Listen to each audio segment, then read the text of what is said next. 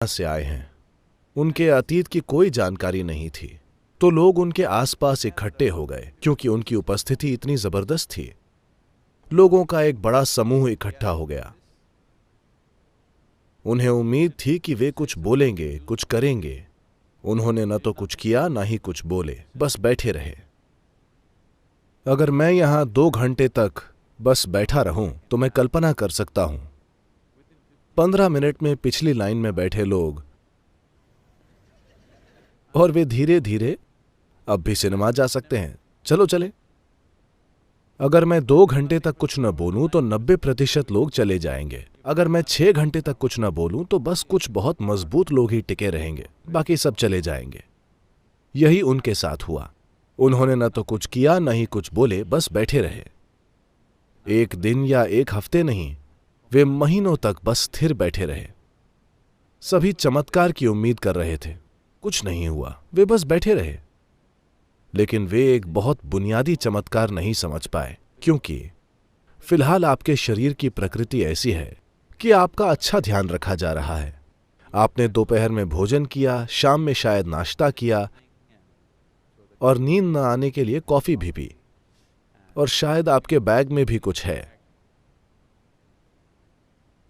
कितनी चीजें हैं। इन सभी चीजों का ध्यान रखा जा रहा है, इसीलिए ये ठीक है। मान लीजिए हम आपको यहां 4 घंटे बिठा दें। सद्गुरु, कम से कम पानी? ठीक है, पानी पी लो। पानी पीने के बाद क्या आप यहां बैठ सकते हैं? सद्गुरु, ठीक है, वो करके आओ। सद्गुरु, ठीक है, अगर ये अनुमति दी तो अगली चीज बिना अनुमति के बस हो जाएगी। या दूसरे शब्दों में, जिसे आप शरीर कहते हैं, वो बस प्रक्रियाओं की एक श्रृंखला है। जब आप उनका ध्यान रखते हैं, सिर्फ तभी ये ठीक रहता है। अगर आप ध्यान न रखें तो आप देखेंगे ये क्या मुसीबत है। जब आप शरीर का ध्यान नहीं रखते, अगर आप भूखे हैं, वो छोड़िए। लोग कहते हैं कि 1 मिनट कितना लंबा है, ये इस पर निर्भर करता है कि आप बाथरूम के दरवाजे के किस तरफ हैं। अंदर से कोई कहता है बस 1 मिनट, बाहर वो एक युग की तरह लगता है। ठीक है, क्योंकि शरीर की प्रकृति है। अगर आप इसका ध्यान न रखें तो यह बहुत बड़ी मजबूरी बन जाएगी और बहुत परेशान करेगी। पर वे बस बैठे रहे। उन्होंने न तो कुछ खाया, न पिया, न ही शौच गए, बस स्थिर बैठे रहे। लोगों को यह भी समझ नहीं आ रहा था कि वे जिंदा हैं या मर गए। उनके जीवित होने का एक ही लक्षण था कि रुक रुक कर उनके गालों पर परमानंद के आंसू बह रहे थे, वरना वे बिना हिले डुले बैठे रहे। तो बस 7 लोग रुके रहे।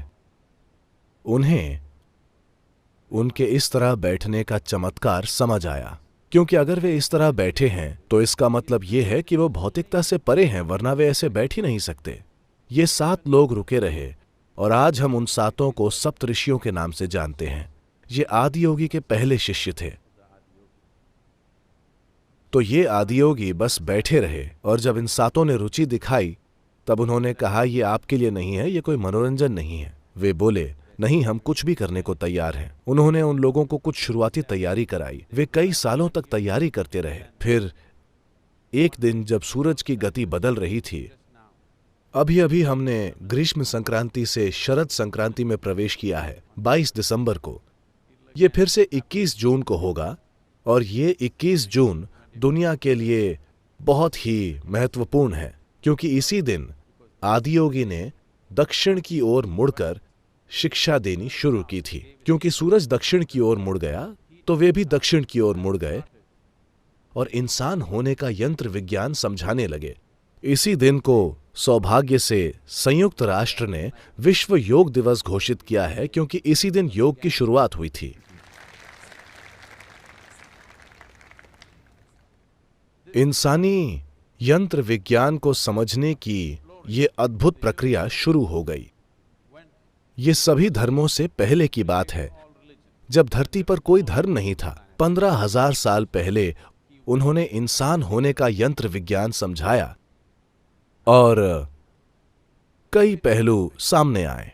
उन्होंने 112 तरीके सिखाए जिनसे इंसान अपनी परम प्रकृति को पा सकता है।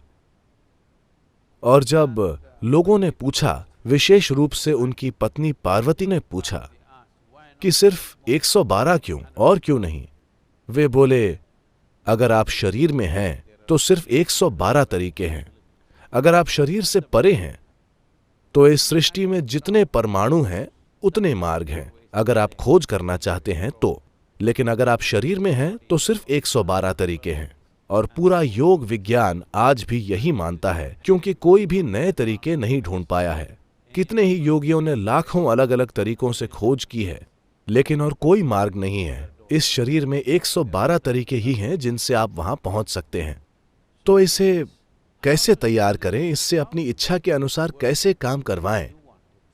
तो ये पूरा तंत्र विज्ञान आदि योगी ने कई सालों तक सिखाया और उन्होंने ये व्यापक ज्ञान दुनिया को दिया।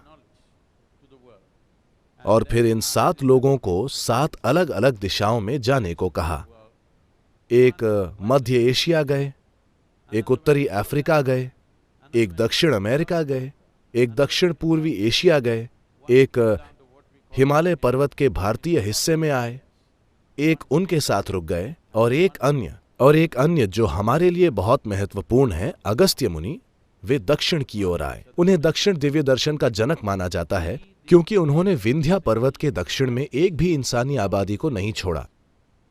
दक्कन पठार में उन्होंने सुनिश्चित किया कि हर वो इंसान जो यहाँ रहता है वो आध्यात्मिक प्रक्रिया के बारे में कुछ न कुछ जाने।